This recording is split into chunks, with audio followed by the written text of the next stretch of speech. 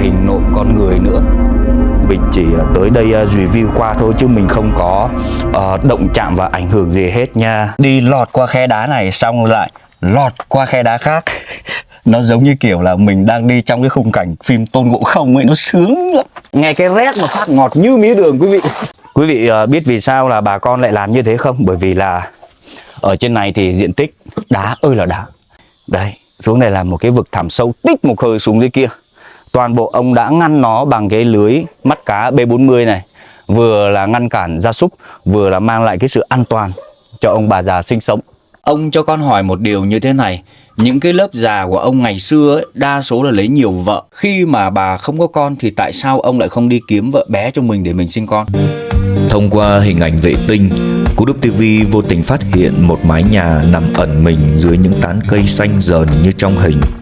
Nó được bao bọc bởi những dãy núi đá tai mèo kéo dài sát tít chân trời và vách núi sâu thẳm. Cuộc sống của họ diễn ra như thế nào? Có khó khăn không? Và liệu họ có cảm thấy hạnh phúc khi lựa chọn cho mình một cuộc sống biệt lập, xa xôi hẻo lánh, nơi mà ít người biết đến? Xin mời quý vị khán giả hãy cùng Cú Đúc TV chúng ta cùng gặp gỡ họ để tìm hiểu họ, để mang lại niềm vui và bình yên cho mọi người.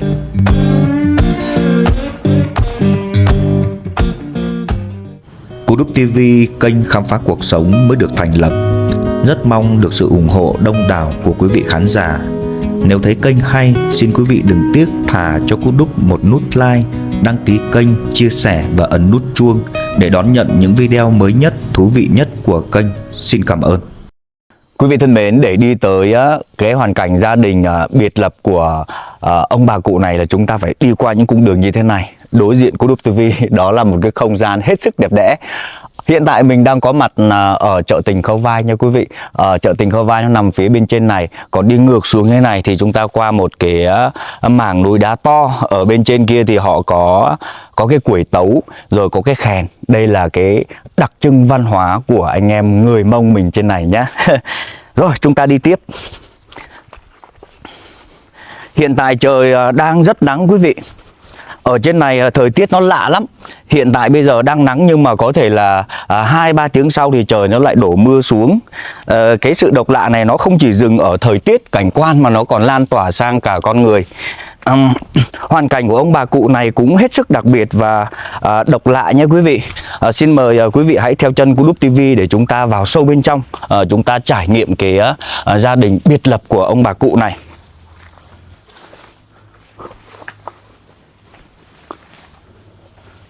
Ôi, ở dưới này có cái hang đẹp lắm. Con đường là đi qua cái hang này quý vị.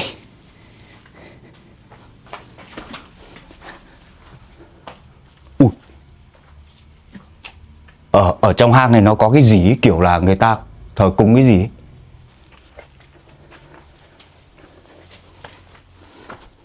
Để Cú Đúc TV bật đèn lên xem nào.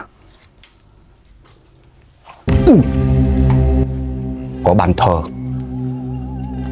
Khi mà mình bước tới đây thì vô tình trong hang này thấy cái bàn thờ này thì mình cũng hơi rén rén đấy quý vị. Để mình vào đây một xíu nhá. Ui, mọi thứ ẩm ướt. Ở trong này thì mọi thứ ẩm ướt lắm. Bước xuống dưới chân đó là họ có đốt những cái đồ mà bà con cúng thờ ở đây đấy.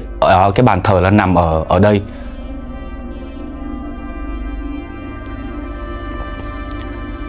Ở cái khu vực này thì theo như cái sự hiểu biết của Cú Đúc TV là bà con cúng để đuổi tà ma.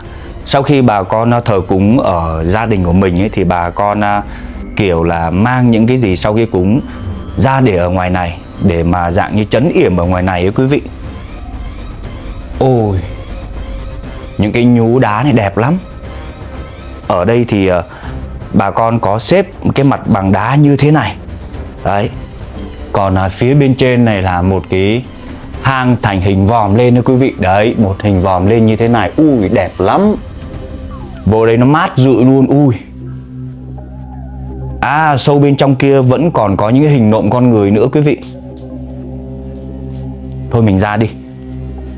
Mình chỉ tới đây review qua thôi chứ mình không có động chạm và ảnh hưởng gì hết nha. Thôi mình ra đi. Thực sự là khi mà mình lên khám phá ở vùng cao Đồng Văn Mèo Vạc này, thường xuyên đi là gặp những cái hoàn cảnh hết sức lạ lẫm và độc lạ quý vị. Nó mang lại nhiều cái cảm xúc dạt dào trong người lắm. Sau khi qua cái cửa hang thì mình lại bước tiếp cái cung đường rậm rạp như thế này đi tiếp với quý vị. Những cái con đường gần những cái đoạn đường mà nhiều đá với lại là cỏ như thế này thì trong quá trình đi thì mình phải quan sát hết sức cẩn thận để phòng tránh cái con rắn ấy. Ui, con gì đây? Ui rồi ôi, nhìn con sâu này là mình là ớn lạnh luôn đấy, thì quý vị thấy không? Con sâu này là OK VIP Pro đấy, không phải đơn giản đâu. Động một phát là tập xác định cuộc đời ngay. Thôi tránh nó đi.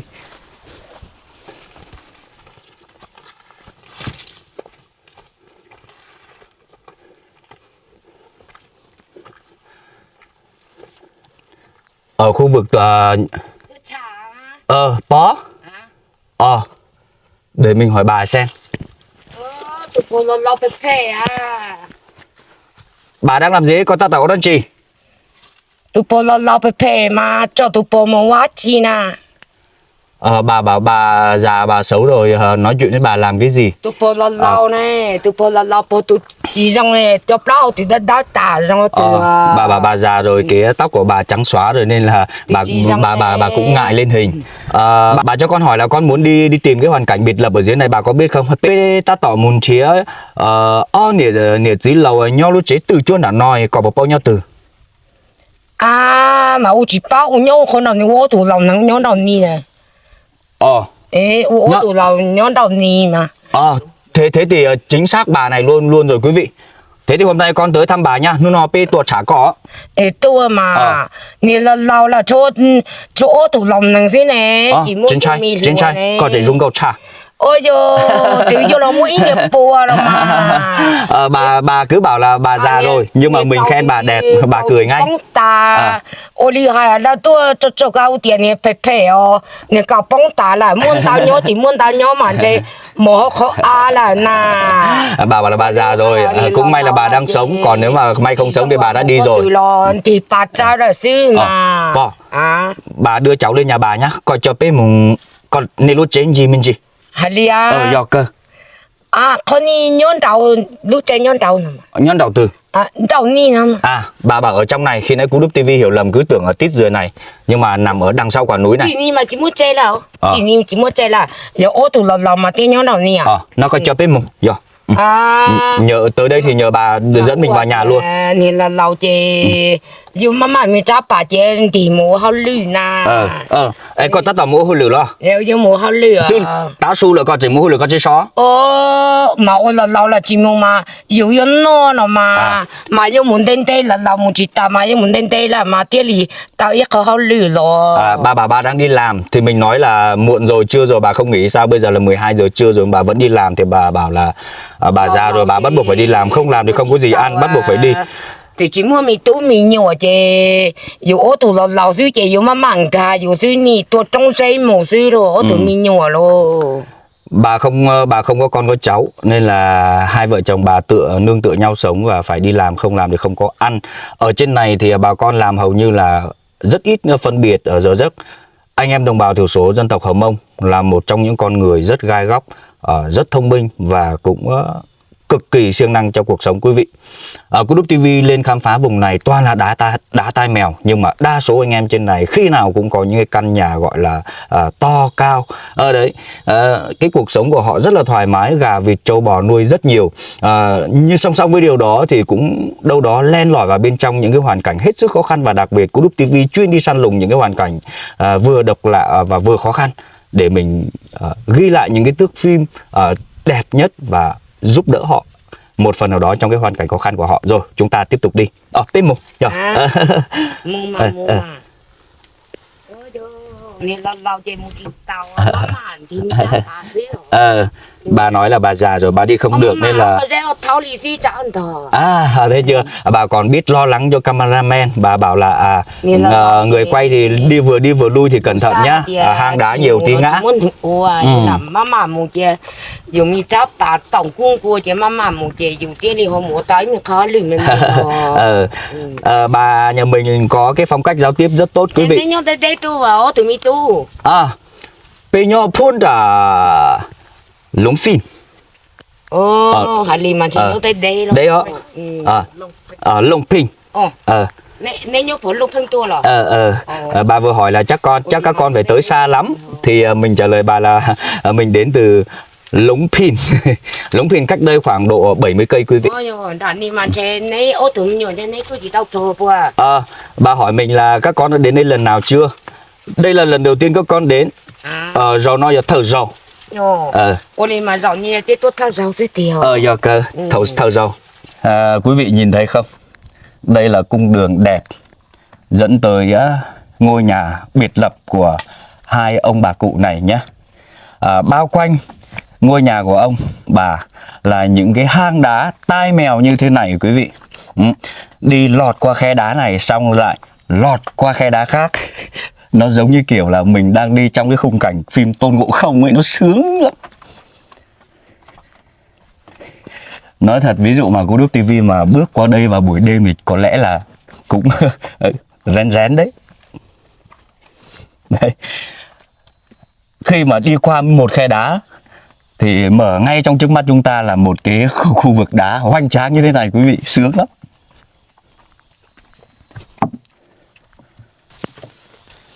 Thông qua màn hình camera thì quý vị có thể cảm nhận được cái vẻ đẹp và khung cảnh nơi đây. Giống như Cô Đúc TV nói khi nãy hoàn toàn không sai. Cứ mỗi lần qua khe đá này thì lại đến khe đá khác.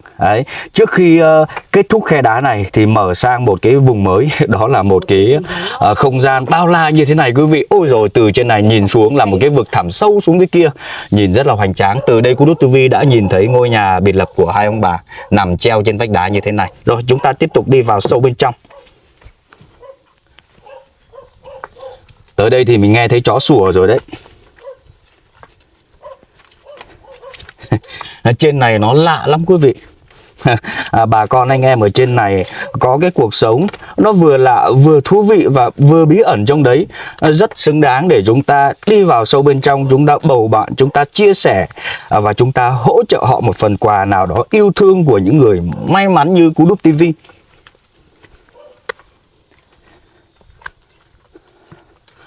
Ui rồi ôi, một không gian gọi là rộng rãi bao la những cái tảng đá núi mèo như thế này quý vị.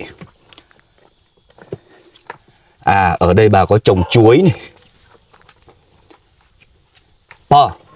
Chó chứ chắc nó này chó. Chuối này là ông bà tự trồng chứ không phải là chuối rừng.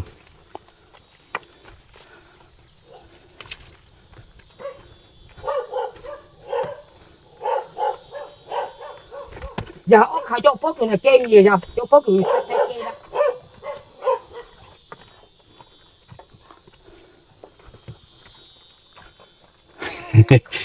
Mình vừa mới thấy ông ló đầu lên xong thấy mình xong rồi ông lại tụt hẳn ngay xuống một cách nhanh chóng.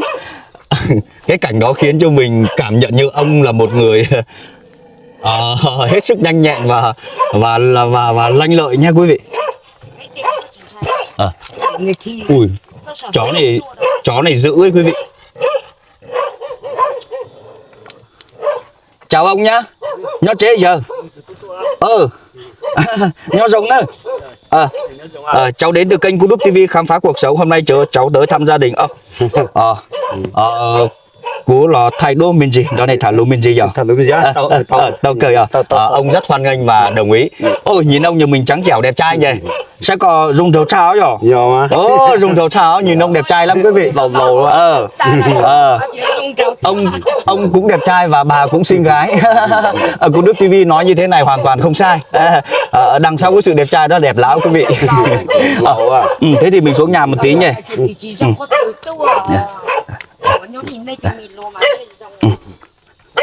Chúng ta cùng bước vào nhà ông bà để tham quan hỏi thăm ông bà một chút nhé. Đây, trước mặt là căn nhà biệt lập của ông bà tại nơi khu vực này.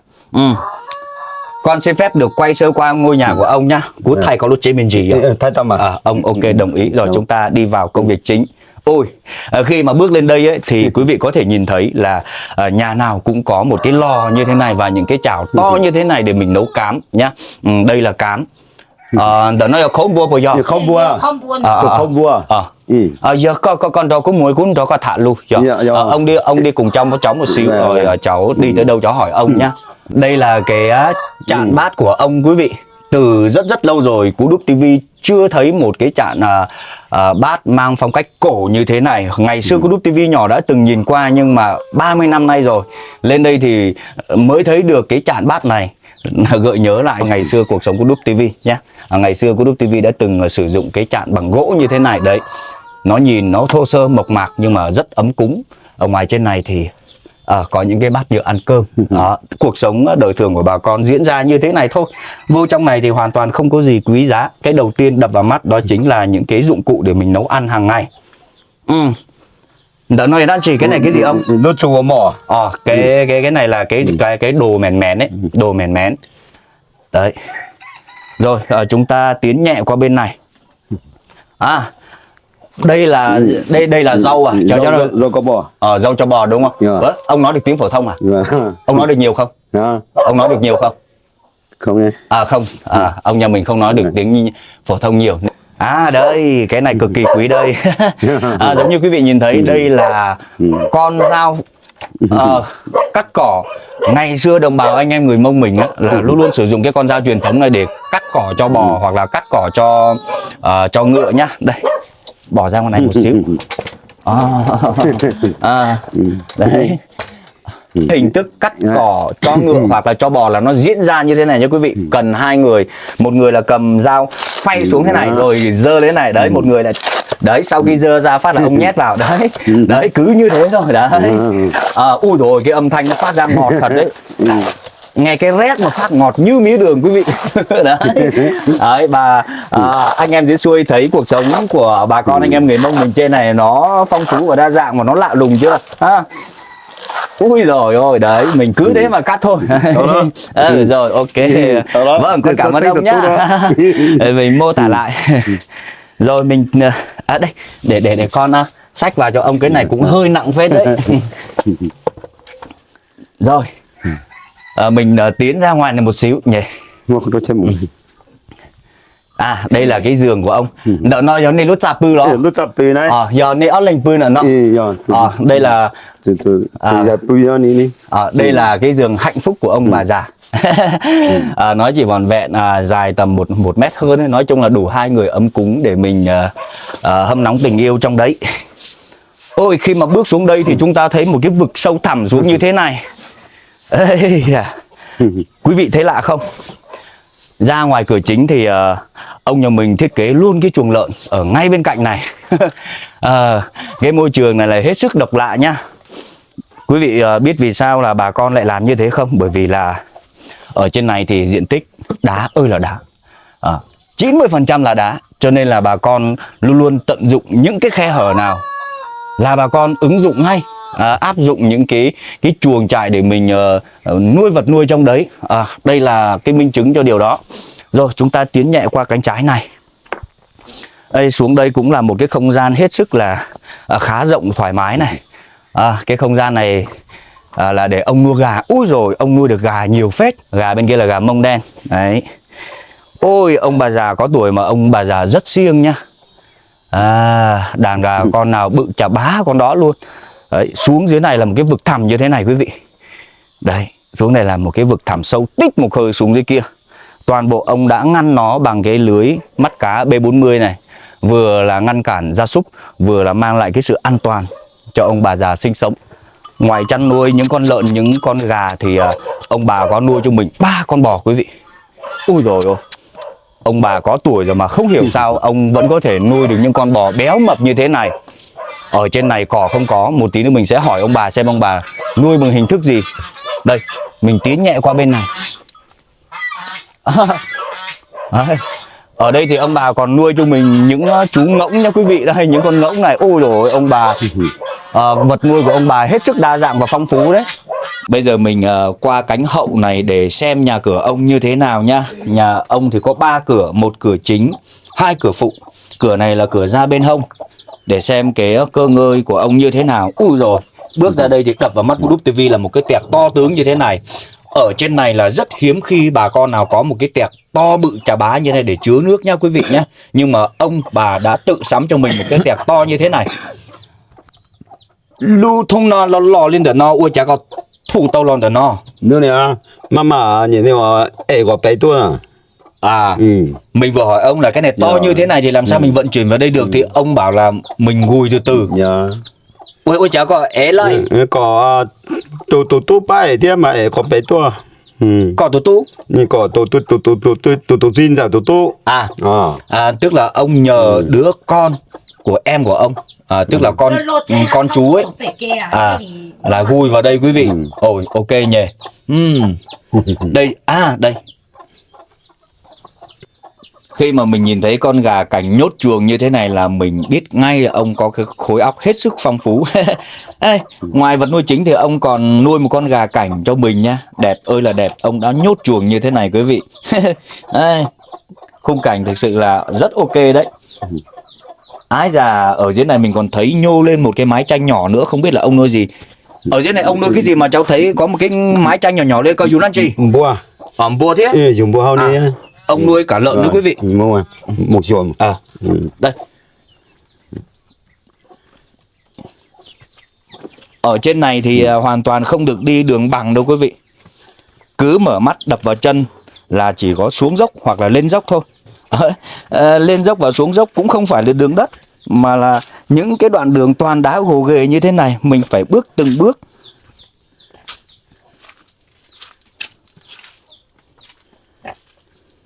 Ui dồi ôi. Ông bà, 2 ông bà thôi mà chăn nuôi gọi là đầy đủ, không thiếu bất cứ một cái con vật nuôi nào trong gia đình quý vị. Ở trên kia có một chuồng heo và ở dưới này cũng có một chuồng heo. Ông bà đã nuôi cho mình những cái con heo béo ú như thế này quý vị. Nhưng mà nó có rất chỉ chua. Cái vấn đề này á là quý anh chị em nào mà còn đang trẻ, cái sự siêng năng là mình nhìn vào đây thì mình có thể học hỏi được nhiều nhá. Cô Đúc TV thấy có rất nhiều cảnh người ta đang trẻ, người ta ham chơi lắm. Người ta nhậu, người ta nhoẹt, người ta không hề gắn bó với công việc của mình. Và cái kết cục cuộc sống thì luôn luôn nghèo khó. Nhưng mà ông bà nhà mình đây đã có tuổi rồi mà đã tạo cho mình một cái cơ ngơi rất là hoành tráng. Cái không gian vườn xung quanh của ông bà luôn luôn quét dọn một cách hết sức sạch sẽ. Khi mình bước vào đây thì mình cảm tưởng như là một cái khu resort đấy quý vị, sướng lắm. Năm nay bà bao nhiêu tuổi rồi? Xong nó có cho trời xong bò? Mua xa chào tao lô. Sao chọc chiêu. Bò. Này. Mua tao nhốn trả. Bà 75 tuổi. Còn ông bao nhiêu tuổi giờ này con này? Ý giả đây. Cùng tuổi đúng không? Nhờ. 2 ông bà cùng tuổi với nhau, bà 75, ông cũng 75. Nhưng mà thông qua hình ảnh quý vị có thể nhìn thấy 2 ông bà có cái gương mặt hết sức sáng sủa và phúc hậu nha. 2 ông bà không có con cháu hay sao mà mình lại về ở một cái ngôi nhà xa xôi biệt lập như thế này. Ấn nệ chỉ một nhùa tôi nhùa cho nía tôi nhớ từ chuột đây lên tận nó. Mà tôi uống nó mà. Tôi uống tê mà. Tôi chọn nhẹ chị. Tôi uống có từ chị nhớ có từ dưới eo tàu mà một chị tàu mà. Dù tôi nhớ có từ mà dù nhớ dù có từ duyên hả lô. Chỉ mua mì tôi mì nhùa chị ố tù lòng thằng xíu. 2 ông bà không có con có cháu nên là phải ở một nơi xa xôi như thế này quý vị. Cái vùng đất này là cái vùng đất của mình lâu chưa hay là ông bà mới chuyển về ở thôi? Cho Á nói giờ tế là nó là xin này nhỏ khó trả tôi nhó. Tên tê lô. Một chí cháu tàu tua lô. Cái mảnh đất này của ông bà là có từ rất lâu rồi, khoảng hơn 20 năm rồi. Cậu bao sống cô rồi vô tụi ra mà cô tụi là lâu vậy cô mua cậu trâu xong cậu trai xa xong thì cô dùng mình cô tụi giờ cho mua mình nhiều mà tụi dù tao mình nhiều gì là mà nè chị tụi mua xa chậu chỉ xong mà nè là lâu vậy tụi qua chị tao đó nè cậu tụi bóng tà mi bao tụi đau tà. Bà nói là khi mà bà 14 tuổi bà đã về lấy ông và ở đây rồi đấy, và bây giờ bà đã già thì cái mảnh đất này có từ lâu rồi. Cái mảnh đất này là của ông luôn à? Thả này có lấy giờ. thà giờ u này Giờ có bộ giờ. Giờ. Có yếu bò bòn đó có tua nhót nữa nó. Giờ mà. Đây là đất của ông lấy bà theo ông về ở với bà.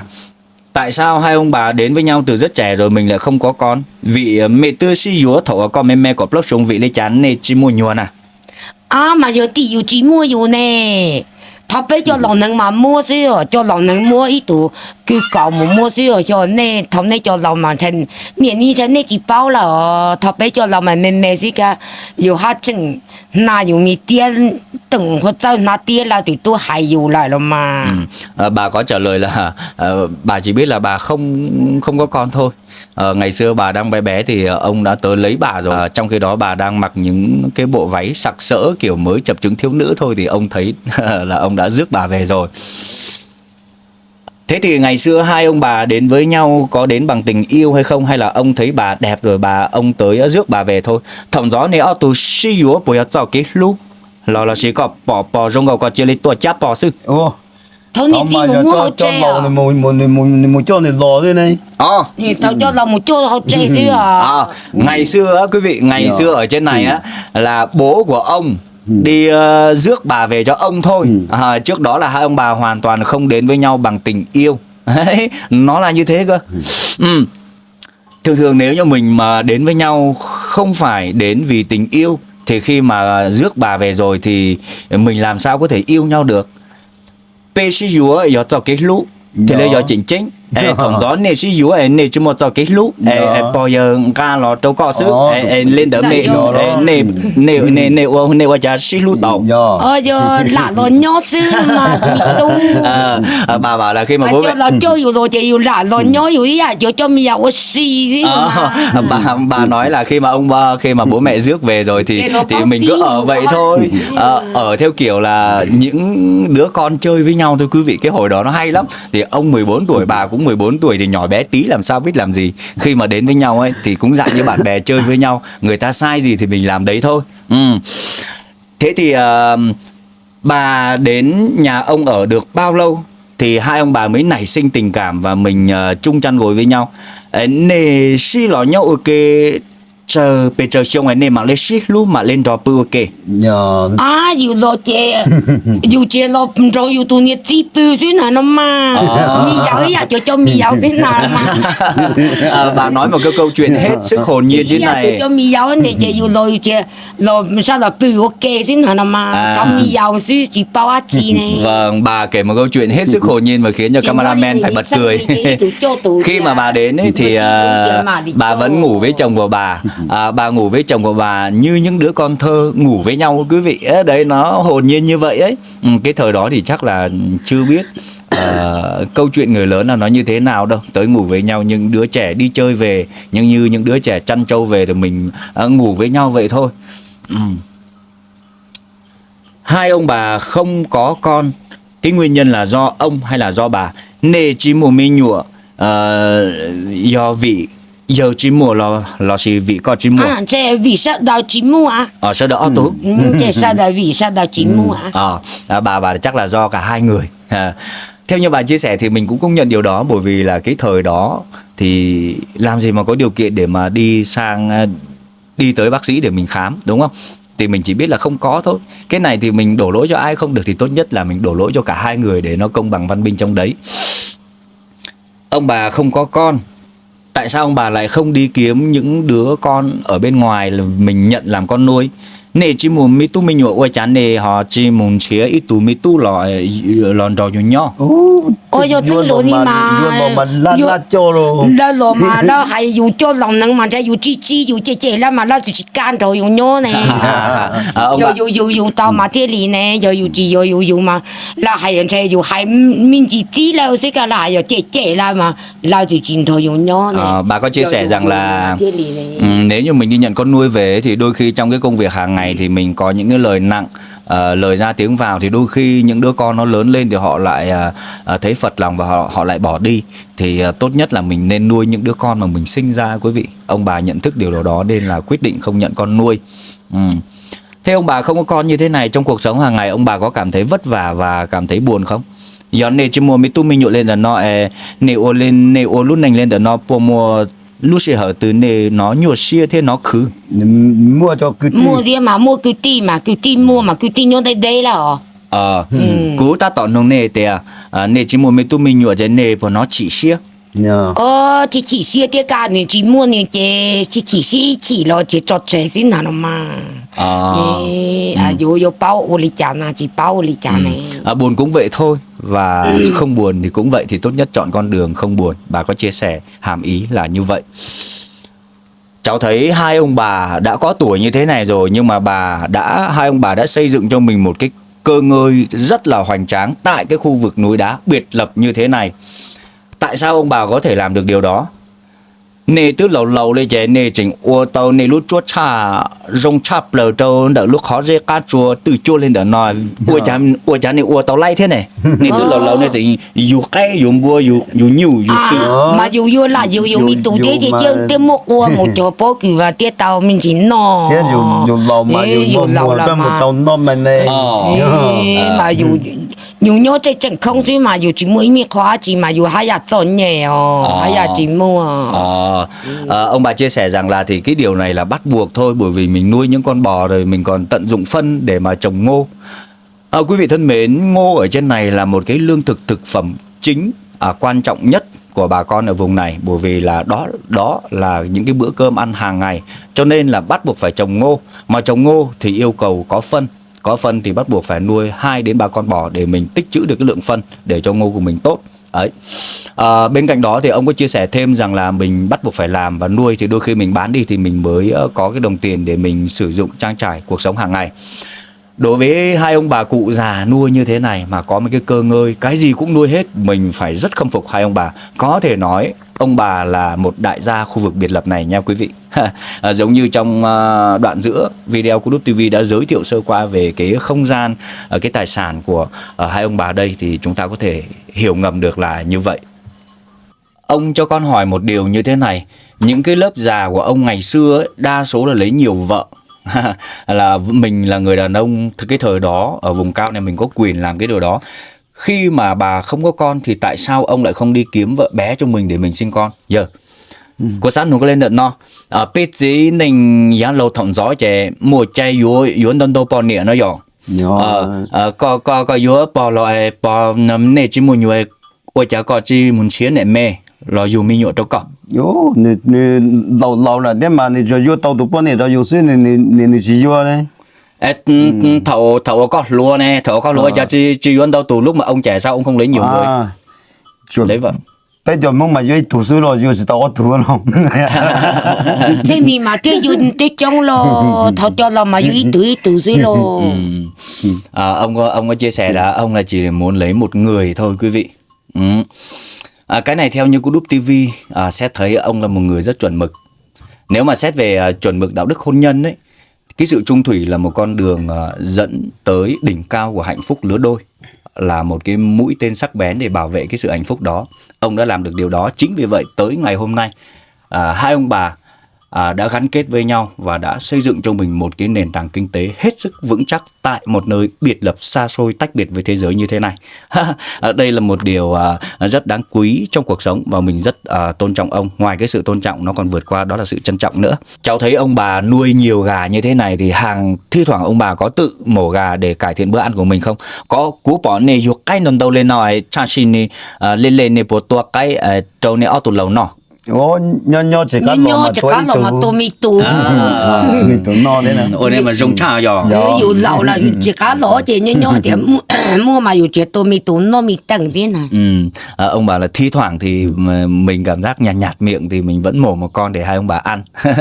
Quý vị thấy hạnh phúc không? Rất hạnh phúc nhỉ. Ông bà nuôi toàn là gà ngon, gà mông đen nữa. Một tí nữa con đi về cho con xin một con nhé. Cú bỏ này dục cây chung thế chỉnh ở cho cây ca thì ít liệt với mọi khờ biết thỏi tủ bờ lại. Tàu mà.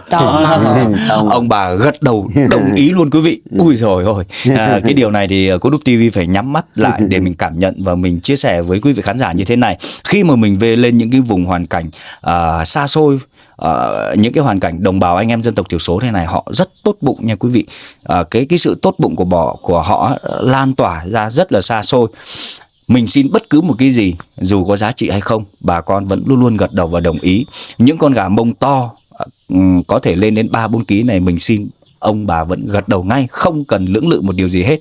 Như thế mình đã cảm nhận được cái sự tốt bụng của bà con nơi đây. Cụ thó này bố thế hả? Phu này. Mình vừa nói là cháu xin ông bà vẫn cho, ông bà cho và cười nữa quý vị. Cháu chỉ đùa như thế thôi, ông bà đã cất công nuôi như thế này rồi. Ví dụ bọn cháu thèm, bọn cháu bỏ tiền, bọn cháu mua và thậm chí cho ông bà nhiều hơn. Bây là tên này oxy xưng. Nè từ lầu lầu đây chè. Bây giờ chủ mua trâu niền đầu thiết. Bây chỉ thó. Bây là tơ sẽ là tơ sẽ bỏ thì giờ dùng xuyên đi chả. Nì sao đó uốn nâng nhô chè yêu chè hạt khó rong mà kia rong mà. Mình vừa nói là mình chỉ đùa ông bà tí thôi, ông bà cười rất tươi, nhưng mà mình xin thật là ông bà sẵn sàng cho ngay đấy. Con thấy ông bà có nuôi lợn ở ngoài này, ông bà nuôi để cuối năm mình được sử dụng để ăn Tết hay là ông bà nuôi để bán? Nè dù tôm buôn là nói chè do nè tỏ chia nè nọ lò xí nè mua. Tụi nè à. Tụi nọ. Nè tỏ chia nè uốn nọ lò xí nè mua. Chạy uốn nè uốn mi nhổ thế à? Ông bà bảo là để làm giống thôi chứ không bán. Quý vị biết hai ông bà già 75 tuổi rồi. Cái cơ ngơi này thực sự là nó vừa bao quát, nó vừa chứa nhiều những vật nuôi trong đấy. Ông bà đã luôn cặm cụi mỗi ngày để mà làm việc, để mà nuôi những cái động vật nhiều như thế thì Cú Đúc TV cảm thấy rất khâm phục ấy. Ngoài chăn nuôi ra, ông bà còn trồng ngô nữa quý vị ạ. Đấy, rất tốt, rất siêng năng. Cái độ siêng năng thì người Mông mình là bao VIP Pro, đẳng cấp thế giới quý vị. Ông ơi, con đi khám phá như thế này, lần đầu tiên con thấy cái hoàn cảnh của ông hết sức đặc biệt. Và ông bà đã có một cái sự chia sẻ trong cuộc sống của mình một cách rất là trôi chảy, một cách rất là hồn nhiên, một cách rất là phong phú. Con thấy rất là vui khi mà tới đây gặp ông bà. Trước khi con rời đi thì con muốn tặng một cái món quà nhỏ nhỏ cho ông nhá. Tòa thế giờ, cô lọt cho nó chè. Cú bọn này ở tụi lầu nhau uốn nên kẹt xe lù lên để nó thì khó của rong xiết đâu cú thiết uốn trâu bỏ thế giờ chỉnh cho cú thả lù rong thiết pu bê hay cả ly ha chỉnh pu bê thay đua này lúc chế thiết đó này thả lù để rong xiết chập lờ uốn để cú mù để cú xá xa y khủng plê trâu này ở tụi lầu hãy đợi nó pu trâu co hãy đợi nó pu trâu co hãy đợi nó pu trâu dơ như ở chạy cút tài hấu nó để chỉ cho một lại đó con xanh tụt tu.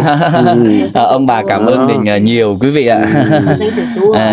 Giống như trong video trước đó của Cú Đúc TV thì Cú Đúc TV luôn luôn lặp lại rằng là những hoàn cảnh mà ở neo đơn già nuôi như thế này, khi mà bắt gặp được những cái lớp trẻ, mình tới ghi hình, mình tới chia sẻ, mình tới bầu bạn với gia đình thì gia đình thực sự là hết sức vui vẻ, tâm sự những câu chuyện hết sức ngọt ngào và trung thực trong cái hoàn cảnh.